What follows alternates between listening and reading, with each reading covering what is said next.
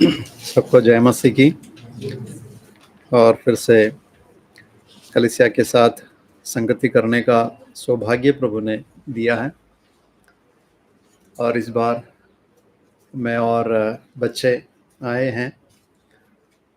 Jassi treatment के लिए केरला गई हुई है और जोश वैसे केरल में रहकर पढ़ाई कर रहा है। तो आप लोगों के प्रार्थना के लिए प्रभु का धन्यवाद देता हूँ। और बुरहानपुर में प्रभु ने हमें रखा है कि प्रभु की सेवकाई आगे बढ़ रही है, कलीसिया उन्नति प्राप्त होती है। और यहाँ के प्रियजनों के प्रार्थनाओं के लिए मैं आभारी हूँ। सहयोग के लिए धन्यवाद देना चाहता हूँ। बीच में भाई बिनू परिवार आए थे हमारे साथ संगति की, और उसके पश्चात 2 महीने पहले प्रिय भाई सेलस भी आए थे और हमारे लिए बहुत अच्छा समय मिला। प्रभु का वचन प्रिय भाई के द्वारा सुनाया गया।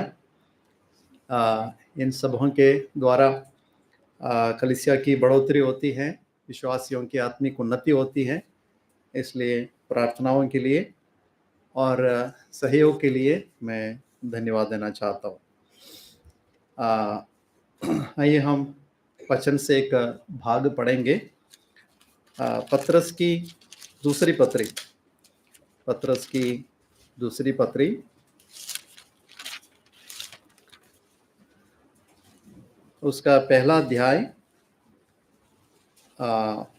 9वां वचन हम पढ़ेंगे। पत्रस की दूसरी पत्री अध्याय 1 पहला अध्याय उसका 9वां वचन। कोई भी एक भाई पढ़ने में मदद करे। क्योंकि जिसमें ये बातें नहीं वो अंधा है और धुंधला देखता है और अपने पिछले पापों से भूलकर शुद्ध होने को भूल बैठा है। धन्यवाद। हम में से कई लोग चश्मा पहने हैं। क्यों चश्मा पहने हैं? जोनी, क्यों चश्मा पहना है? अच्छा देखने के लिए, है ना? कोई अंधा व्यक्ति चश्मा पहनता है? नहीं, कोई अंधा चश्मा नहीं पहनते हैं। पर जिनकी आंखों में रोशनी है वे ही चश्मा पहनते हैं। कारण यह है कि थोड़ा अच्छे से देख सके। धुंधला देखते हैं, क्लियर नहीं है। कोई दूर से आता है, पता नहीं चलता है कि कौन आ रहा है। तो चश्मा लगा है तो अपने को स्पष्ट समझ में आता है कि हाँ, फलाना भाई मेहमान आ रहा है। और थोड़ा उम्र हो गया है तो फिर पढ़ने में दिक्कत होता है, क्लियर नहीं दिखता है। मुझे क्या है, साफ नहीं दिखता है, पढ़ नहीं पाता है, इसलिए मैंने चश्मा लगाया है। तो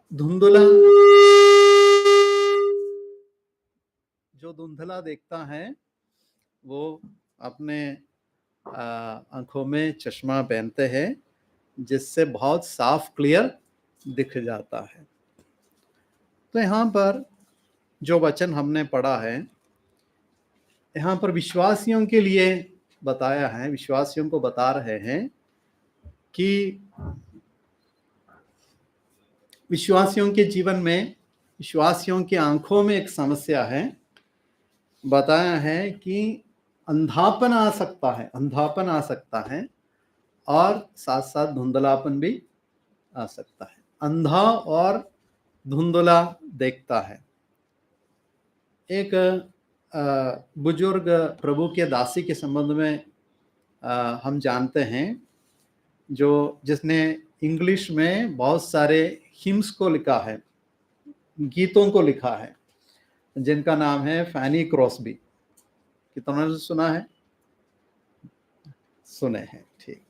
तो उन्होंने बहुत सारे गीतों को लिखा और उनके जीवन में एक समस्या थी। बहुत छोटी थी तब उनकी आंखों में रोशनी थी, पर 7वां 8वां उम्र में जब आई थी उसको आंखों में कुछ बीमारी आई, उस कारण से उनकी आंखों की रोशनी चली गई, जो बिल्कुल अंधी हो गई। पर कुछ समय के पश्चात वो प्रभु को जाना, प्रभु यीशु मसीह पर विश्वास किया, और उसके बाद प्रभु ने उन्हें बहुत आगे बढ़ाया और आत्मिक जीवन में बहुत आगे बढ़ी, और उन्होंने बहुत सारे गीतों को लिखा। और गीतों में कुछ शब्द इस प्रकार वो लिखती हैं कि मैं पहले अंधी थी पर अभी मैं देखती हूँ। I was blind but now I see. मैं अभी देखती हूँ। तो आत्मिक जीवन में उनकी आंखें खुल गई और वो प्रभु को और प्रभु की बातों को और प्रभु के वचन के सच्चाइयों को वो अच्छी तरह से देखती है, और आत्मिक जीवन में बहुत संतुष्ट जीवन बिताया। जब वो बहुत ज़्यादा उम्र हो गई थी तब उनका एक इंटरव्यू हुआ था। इंटरव्यू में एक व्यक्ति ने पूछा कि क्या अगर एक और जीवन प्रभु ने इस संसार में दिया है तो कैसा जीवन जीना चाहती है? तो उन्होंने ऐसा जवाब दिया, मैं अंधी होकर जीवन जीना चाहती हूँ।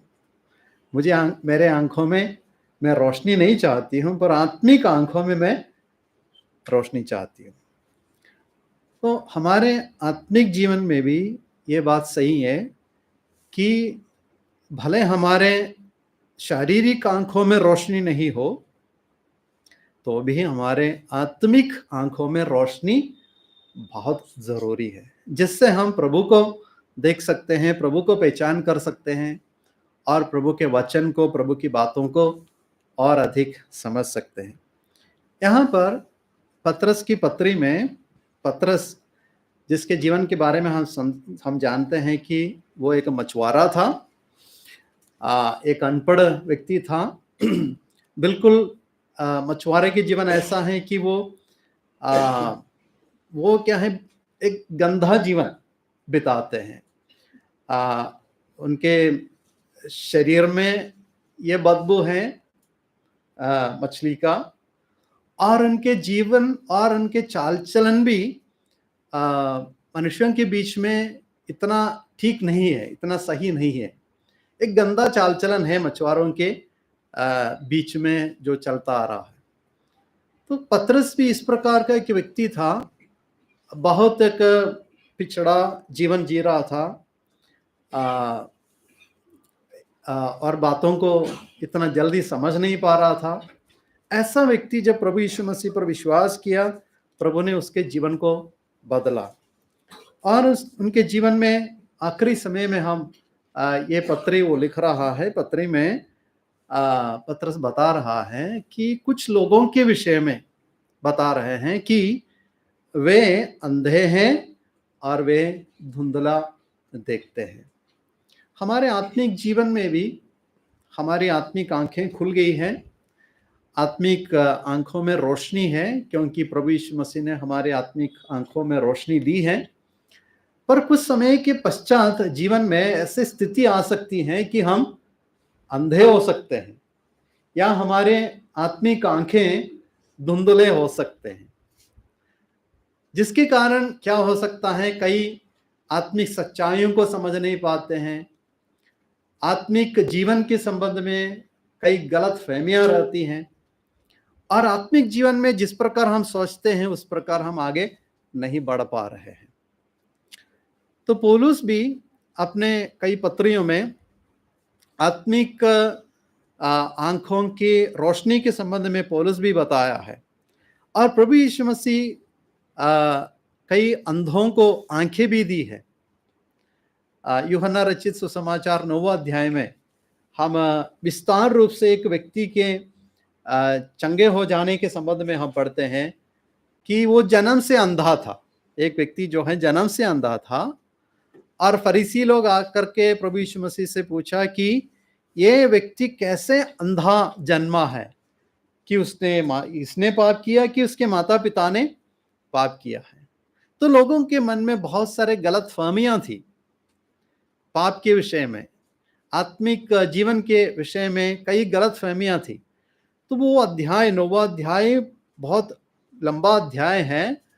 उस अध्याय में प्रभु यीशु मसीह उस व्यक्ति के साथ बातें करता है और उनके माता पिता के साथ बातें करता है और फरीसियों के साथ बातें करता है। बाकी जो लोग वहां पर इकट्ठे हुए थे सभी से बात करते हैं और आखिरी में प्रभु यीशु मसीह ये बात उनके सामने बताया है कि ये बात इसलिए हुआ है कि जो देखते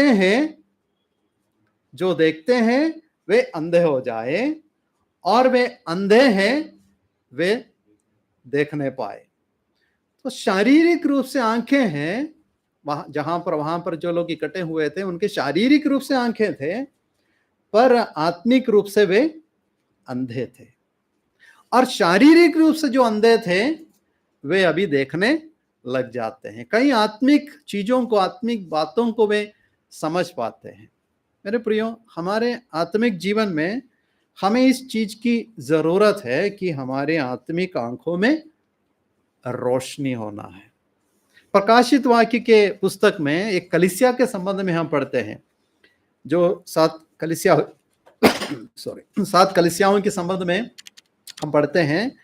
आखिरी में एक कलीसिया के बारे में लिखा है, लवोदिकिया कलीसिया के संबंध में। वहां पर क्या समस्या थी? प्रकाशित वाक्य के कलीसियाओं के संबंध में इस प्रकार भी सिखाए जाते हैं कि ये कलीसिया एक इरा को दर्शाता है, एक हिस्ट्री के एक युग को दिखाते हैं।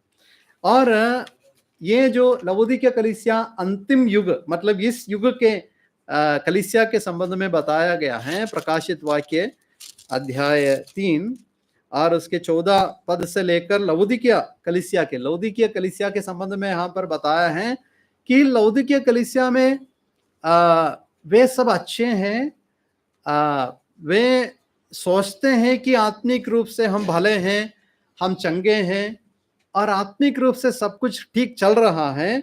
पर प्रभु उनके विषय में कहते हैं कि 7वां पद के बीच में लिखा है, और ये नहीं जानता कि तू अभागा और तुच्छ और कंगाल और अंधा और नंगा है।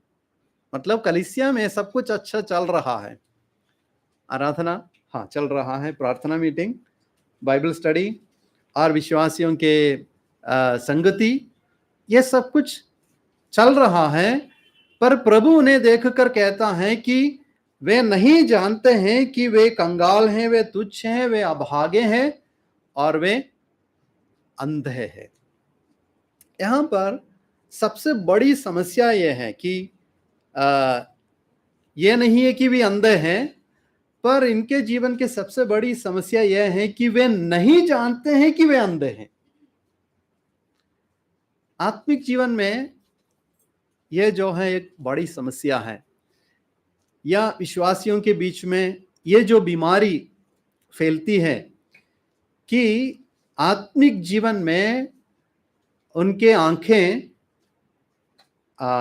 धुंधले हैं, या सही रूप से वे आत्मिक बातों को, आत्मिक जीवन को नहीं देख पा रहे हैं और इन बात को वे नहीं समझते हैं कि उनकी आंखों में रोशनी नहीं है। मैंने पहली बार चश्मा लगाया इंदौर से चश्मा लगाया था, लगभग 15 साल पहले की बात है। तो मैं पढ़ाई कर रहा था उस समय, तो मेरे आंखों में क्या है कुछ तकलीफ था। तो क्लास में जो बैठते हैं, दूर से टीचर बोर्ड में लिखता है, सही से मुझे दिख नहीं पा रहा था। तो मैंने सोचा कि ऐसे ही दिखता है, सभी को ऐसे ही दिखता है, मैंने सोचा था। पर बाद में कुछ आंखों से क्या है आंसू आता है, तो मैंने डॉक्टर को दिखाया, डॉक्टर ने जांच करवाया, तब बताया कि आपको चश्मा लगानी है। तो फिर चश्मा लगाया, तो फिर देखा कि बहुत अच्छे से दिखता है। तब मुझे पता चला कि मेरे आंखों में कुछ तकलीफ थी या तकलीफ है। तो मैंने क्या सोचा था कि सभी को ऐसे ही दिखता है, पर वास्तव में जब उसका इलाज करवाया तब समझ में आया कि मेरे आंखों में कुछ समस्या थी। मेरे प्रियो, हमारे जीवन में भी हमारे जीवन में भी कई जीवन के क्षेत्र में हम सोचते हैं या हमें लगता है कि हमारा जीवन ठीक चल रहा है, हमारा जीवन सही चल रहा है, कोई दिक्कत नहीं है, कोई प्रॉब्लम नहीं है, हमारा जीवन बहुत बढ़िया चल रहा है। हाँ, संगति में मैं जाता हूँ, मैं रेगुलर हूँ और मेरे परिवार में सब कुछ अच्छा चल रहा है, नौकरी हाँ ठीक चल रहा है, कोई दिक्कत नहीं है, पढ़ाई भी चल रहा है, कोई समस्या नहीं है, हमें लगता है। पर वास्तव में हम प्रभु के सामने बैठकर प्रभु से पूछें और प्रभु के सामने अपने आप को जांच करें, तब अपने को समझ में आ जाता है कि जीवन के कई क्षेत्र सही नहीं है। लवोदिकीय कलीसिया को प्रभु कहता है कि तुम अंधे हैं, तुम ठीक से देख नहीं पा रहे हैं, तो तुम्हें क्या लगाना है? सुरमा लगाना है ना? सुरमा लगाए तब तुम देखने पाए, तुम्हारे समस्या खत्म हो जाए। तो आत्मिक जीवन में ऐसा कोई समस्या नहीं है जिसका हल नहीं कर सकता है। जो भी जीवन के आत्मिक समस्या हो, उसका हल जरूर प्रभु कर सकता है। इसलिए हमें प्रभु के सन्मुख, प्रभु के सामने अपने जीवन को जांच कर प्रभु से प्रार्थना करने की आवश्यकता है, या प्रभु से पूछने की आवश्यकता है, प्रभु मेरे जीवन में क्या समस्या है, क्या तकलीफ है, क्या कुछ गलतफहमियां हैं मेरे जीवन में? प्रभु आप मुझे समझा दीजिए, मेरे आंखों में रोशनी दे, मुझे आत्मिक आंखों में और प्रकाश दे कि मैं प्रभु को और प्रभु की बातों को मैं अच्छी रीति से समझ सकूं और प्रभु के विश्वास में मैं आगे बढ़ सकूं। और कुरिन्थियों की पत्री में प्रेरित पौलुस आंखों के विषय में बताया है। वहां से एक पद मैं आपको दिखाना चाहता हूं। कुरिन्थियों की दूसरी पत्री तीसरा अध्याय में उसका 4 वचन हम पढ़ेंगे, चौथा वचन पढ़ेंगे। उन अविश्वासियों के लिए जिनकी बुद्धि संसार के ईश्वर ने अंधी कर दी है, ताकि मसीह जो परमेश्वर का प्रतिरूप है उसके तेजों में सुसमाचार का प्रकाश उन पर ना चमके। देखो, इस संसार में एक जो है हमारे आत्मिक आंखों को बंद रखना चाहते हैं, हमारे आंखों को अंधा रखना चाहता है। वो कौन है? इस संसार का ईश्वर। कौन है संसार का ईश्वर? शैतान आज भी कार्य कर रहा है, क्योंकि पौलुस किसके लिए लिख रहा है? विश्वासियों के लिए लिख रहा है, और विश्वासियों को बता रहे हैं संसार में एक ईश्वर है, शैतान है, तुम्हारे आंखों को अंधा रखना चाहते हैं, तुम्हारे आंखों में समस्या पैदा करना चाहते हैं कि तुम प्रभु को और प्रभु की बातों को, प्रभु के वचन को अच्छी रीति से देख ना सके। देखो, संसार के ईश्वर लोगों के आंखों को, मनुष्य की आंखों को अंधा कर दिया है कि तेजों में सुसमाचार का प्रकाश उन पर न चमके। पर हम प्रभु का धन्यवाद करते हैं कि परमेश्वर ने हमारे आंखों को खोल दी है, हमारे हृदय की आंखों को खोल दी है, और प्रभु यीशु मसीह के तेजों में सुसमाचार का प्रकाश हमारे हृदय में चमका दिया है कि हमारे हृदय चमके जाए। मेरे प्रियो, यहाँ पर हम जानते हैं कि हमारे हृदय में प्रभु ने रोशनी दी है, आज सुसमाचार का प्रकाश हमारे हृदय में दिया है, और हम देखने लगे हैं, और हम देखते हैं, हम प्रभु को पहचानते हैं, और प्रभु के मार्ग को हम पहचान कर जीवन में आगे बढ़ते हैं। और पौलुस की पत्री में और पत्रस के पत्री में और यूहन्ना की पत्री में भी हम पढ़ते हैं कि आत्मिक अंधापन विश्वासियों के जीवन में आ सकता है। आत्मिक अंधापन या धुंधलापन विश्वासियों के जीवन में आ सकता है। तो प्रेरित पौलुस एक कारण बता रहा है, क्या कारण से आत्मिक रूप से अंधापन आ सकता है, और पत्रस एक कारण बता रहा है, और यूहन्ना भी एक कारण बता रहा है। तो ये तीन कारणों को मैं आपके सन्मुख रखना चाहता हूं। खासकर पत्रस की जो पत्री से कुछ बातों और विस्तार रूप से मैं बताना चाहता हूं। कुरिन्थियों की पत्री में जो हमने पढ़ा 4 अध्याय में हम पढ़ते हैं कि तेजों में सुसमाचार का प्रकाश उन पर ना चमके। और उससे पहले तीसरे अध्याय से लेकर प्रेरित पौलुस इस बात को लेकर विश्वासियों को कुछ बातों को समझाते हैं। और वहां पर उसका 16वां पद जब हम पढ़े तब अपन को समझ में आता है क्या कारण से आंखों में रोशनी नहीं है। 3:16 वहां पर हम पढ़ते हैं, परंतु जब कभी उनका हृदय प्रभु की ओर फिरेगा तब वह पर्दा उठ जाएगा। वहां पर पुराने इस्राएलियों के संबंध में या परमेश्वर के लोगों के संबंध में बताया गया है, वे किसको महत्व देते हैं? प्रभु को छोड़कर या प्रभु के बजाय उनके रीति रिवाजों को और मूसा के व्यवस्थाओं को वो ज्यादा महत्व देते हैं या उनके परंपराओं को महत्व देते हैं। प्रभु की ओर नहीं देखते हैं, पर वो अपने परंपराओं की ओर देखते हैं, अपने रीति रिवाजों को महत्व देकर वे अपने जीवन को बिताते हैं। तो प्रेरित पौलुस उनको बता रहे हैं 16 पद में, परंतु जब कभी उनका हृदय प्रभु की ओर फिरेगा तब वो पर्दा अपने आंखों के सामने वो पर्दा उठ जाएगा। तो इसमें से हम क्या समझ सकते हैं कि जो कोई प्रभु की ओर फिरता है, जो कोई प्रभु की ओर फिरता है, उनके सामने उनके आंखों में जो पर्दा है वो पर्दा उठ जाएगा। शारीरिक आंखों में कभी पर्दा आ जाता है, उसको हम क्या बोलते हैं? आंखों में पर्दा, मोतियाबिंद, है ना। एक उम्र में क्या है, मोतियाबिंद आ जाता है। एक दिन में आता है कि धीरे धीरे आ जाता है? धीरे धीरे आ जाता है, एक दिन में नहीं आता है। अपने को पता नहीं चलता है कि ये आ रहा है, ये जो स्क्रीन, ये जो पर्दा आ रहा है, अपने को पता नहीं चलता है। कुछ समय के पश्चात आंखों में रोशनी नहीं है, अच्छे से नहीं देख पा रहे हैं, तो डॉक्टर के पास आ जाते हैं, जाते हैं और डॉक्टर बताते हैं कि तुम्हें क्या समस्या है? मोतियाबिंद की समस्या है ना, दवाई डालो, नहीं है तो आगे चल के तुम्हें ऑपरेशन करने की जरूरत पड़ेगी।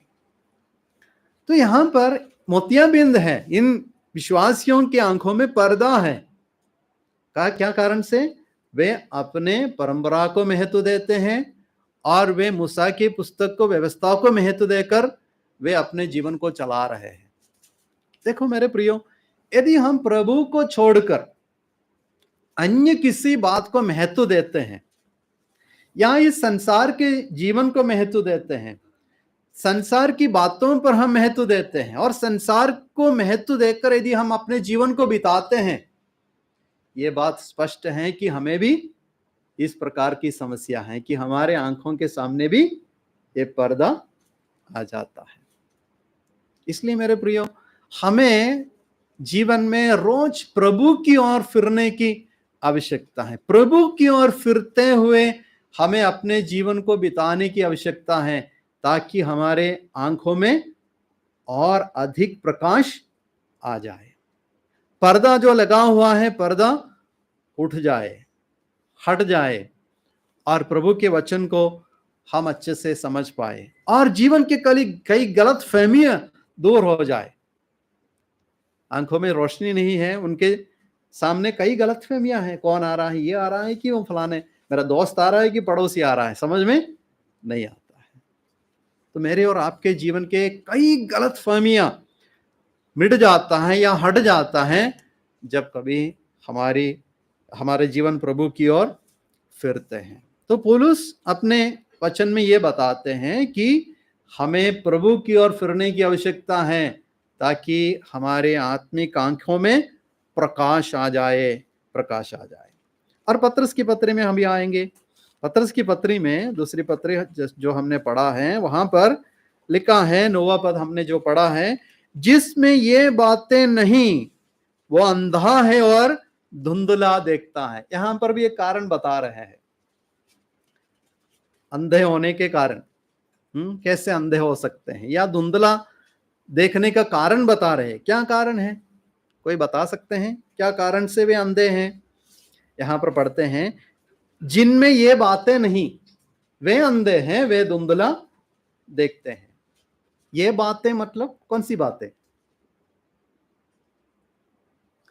ये बातें नहीं है, क्योंकि हमें इसके पहले जो बातें, जो भाग लिखा है उसमें जाने की आवश्यकता है।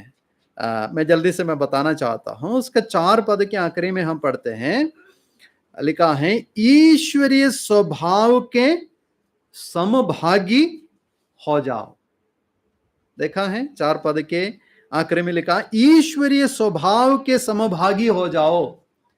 तो पत्रस अपनी पत्री में इस बात को जोर देकर बता रहा है कि विश्वासियों को ईश्वरीय स्वभाव में समभागी होना, या ईश्वरीय स्वभाव को अपने जीवन में उतारने की आवश्यकता है।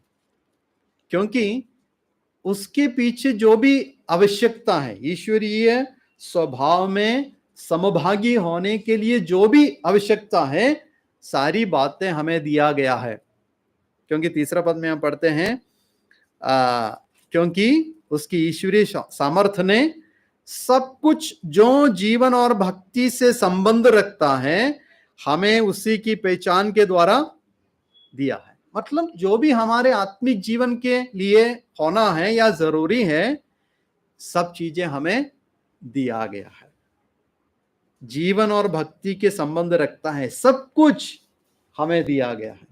तो हमें किसी चीज की कमी नहीं है कि हम ईश्वरीय स्वभाव में सहभागी ना हो।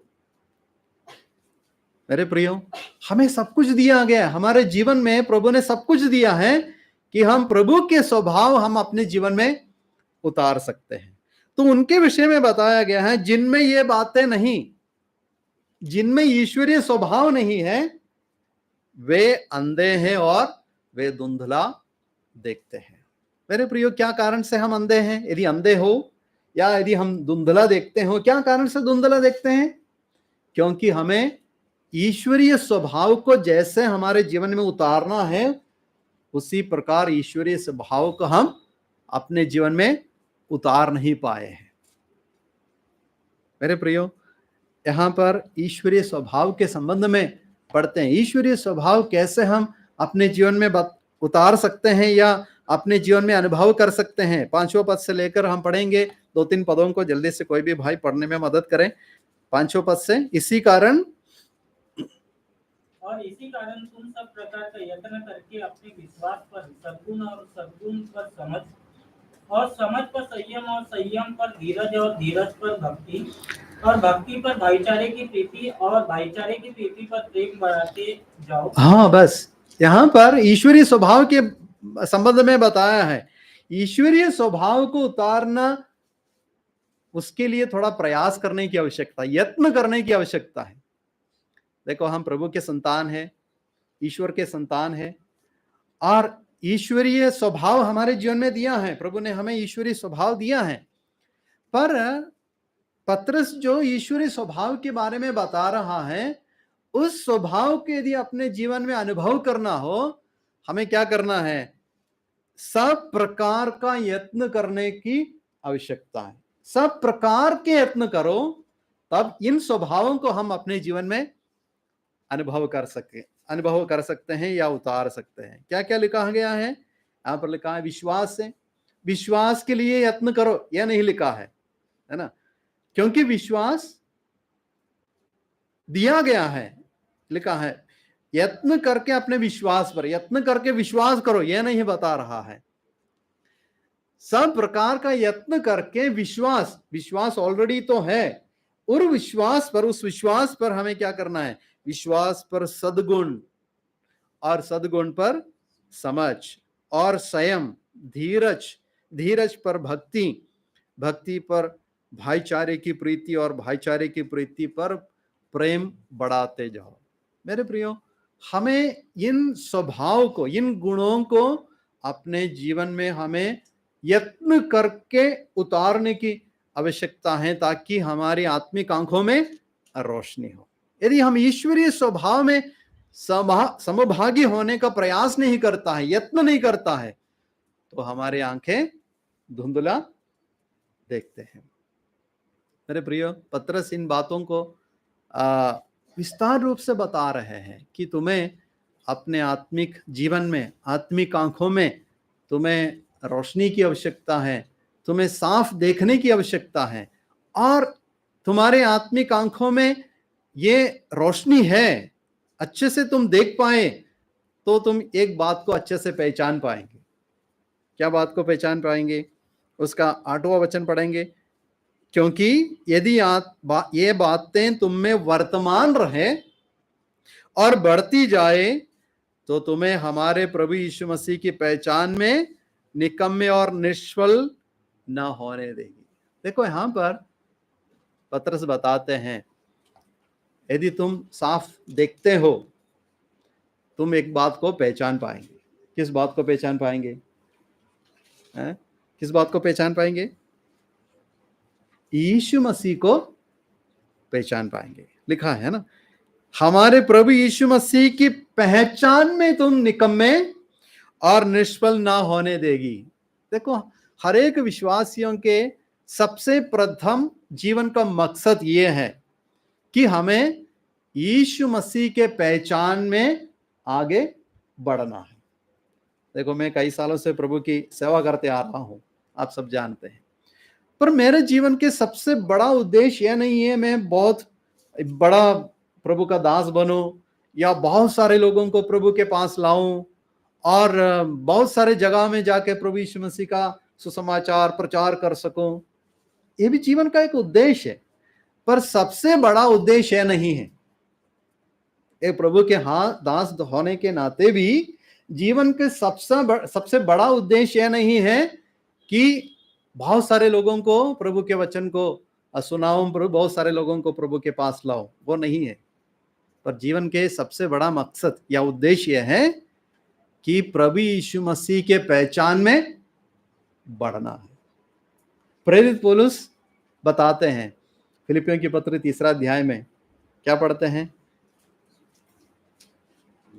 बहुत सारे साल प्रभु यीशु मसीह की सेवा की है और उसके बाद फिलिपियों के लिए जो पत्र लिखते हैं वो बताते हैं कि 3:8 मैं अपने प्रभु यीशु मसीह की पहचान की उत्तमता के कारण, है ना, कई चीजों को हानि समझता है, कई चीजों को कूड़ा समझता है। कारण ये क्या बता रहे हैं? मैं इतने सालों से सेवा करता हूं, इतने लोगों को मैंने प्रभु के पास लाए, इतने कलीसियाओं को मैंने खड़ी की है, इतनी बड़ी सेवा मैंने की है, 3 बार मिशनरी यात्रा की है और प्रभु के लिए बहुत मेहनत की है, बहुत कष्ट सहा है। उस कारण से मैं कूड़ा समझता हूं, कई चीजों को मैं हानि समझता हूं? नहीं। बताता है प्रभु मसीह यीशु की पहचान की उत्तमता के कारण। देखो मेरे प्रियो, हमें अपने जीवन में हमें आगे बढ़ना है। किसमें? प्रभु यीशु मसीह के पहचान में हमें आगे बढ़ना है। और आगे चल के पौलुस बताते हैं 10वां पद 3:10 फिलिपियों, ताकि मैं उसको और उसके मृत्युंजय की सामर्थ्य को और उसके साथ दुखों में सहभागी होने के मर्म को जानूं और अधिक में जानूं। ऐसा नहीं है मैं जान गया हूं, मैं समझ गया हूं, नहीं।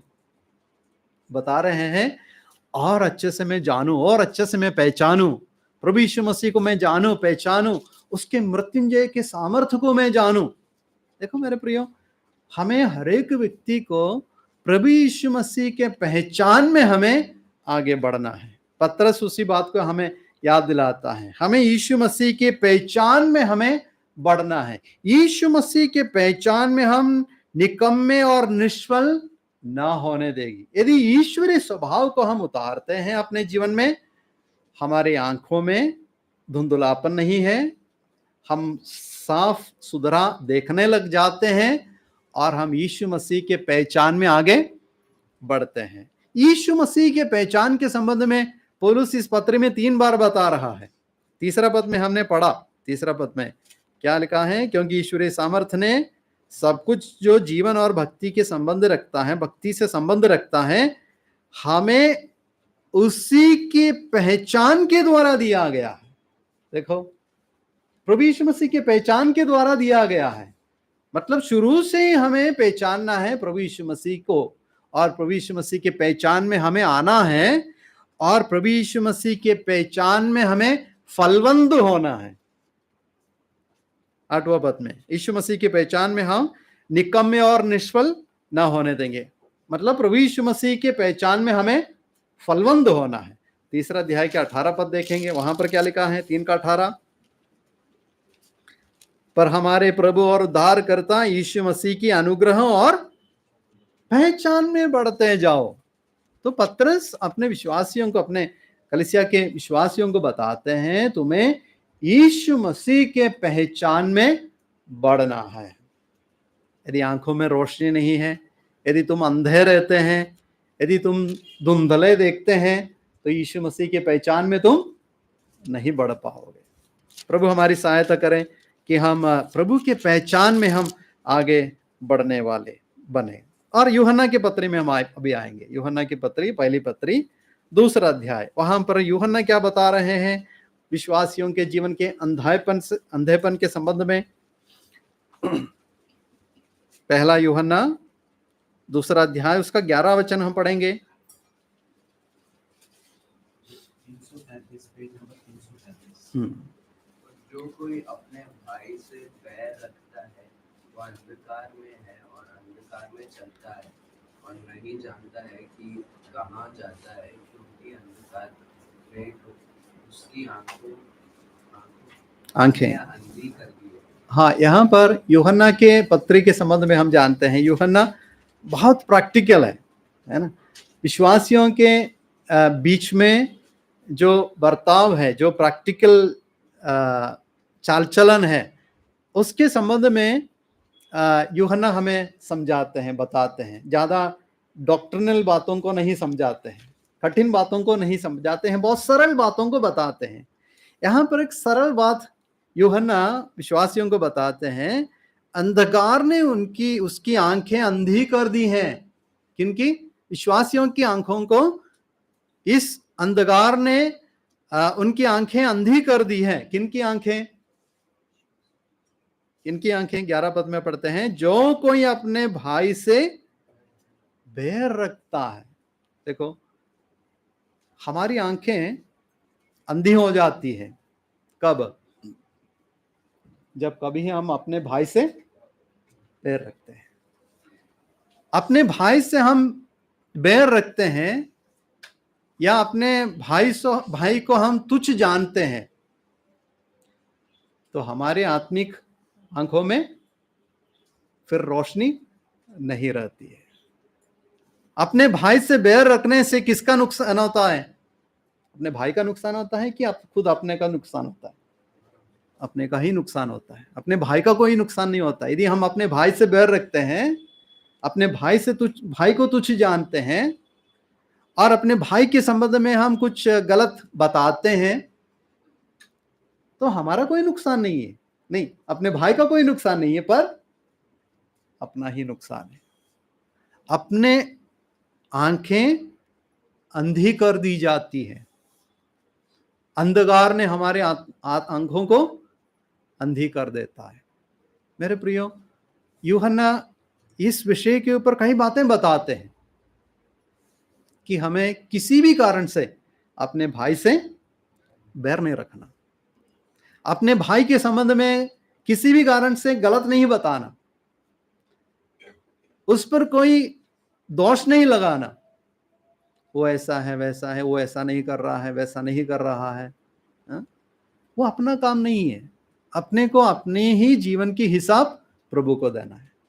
प्रभु हमसे नहीं पूछते हैं कि तेरा भाई क्या किया है, क्या पूछता है? नहीं, प्रभु अपने जीवन के बातों को देखते हैं, अपने ही जीवन की हिसाब प्रभु देखते हैं। यूहन्ना कहते हैं कि अपने भाई से जो प्रेम रखता है वो अंधकार में रहता है और अंधकार ने उसकी आंखें अंधी कर दी थी। उस कारण से क्या होता है? जो अंधा है उसका रास्ता आगे पता नहीं चलता है, वो रास्ता भटक जाता है और कई गलत मार्ग में वो चला जाता है। मेरे प्रियो, इसलिए हमें इस बात को गंभीरता के साथ अपने जीवन में हमें रखने की आवश्यकता है।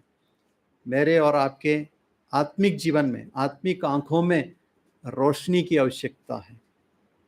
धुंधलापन कभी भी हमारे आंखों में आना ना पाए, साफ देखने वाले बने, हमारे आंखों में और अधिक रोशनी हमें मिल जाए, बहुत साफ रोशनी मिल जाए, ताकि हम प्रभु को और प्रभु की बातों को अच्छे से समझ सके और रास्ता हमें क्लियर दिख जाए कि हम प्रभु के मार्ग पर, प्रभु के रास्ते में हम आगे चल सके। प्रभु हमारी सहायता करें, ये वचन हमारे हृदय में बना रह सके और वचन हमारे जीवन में, मेरे और आपके जीवन में कार्य कर सके कि कभी भी हमारे जीवन में आत्मिक आंखों में धुंधलापन ना आना पाए, स्पिरिचुअल ब्लाइंडनेस कभी भी आना ना पाए, बल्कि बहुत आत्मिक आंखों की रोशनी के साथ हम अपने जीवन को बिताना पाए। प्रभु हमारी सहायता करें। सबको नमस्कार कहते हुए मैं मेरे संदेश से विराम करता हूँ।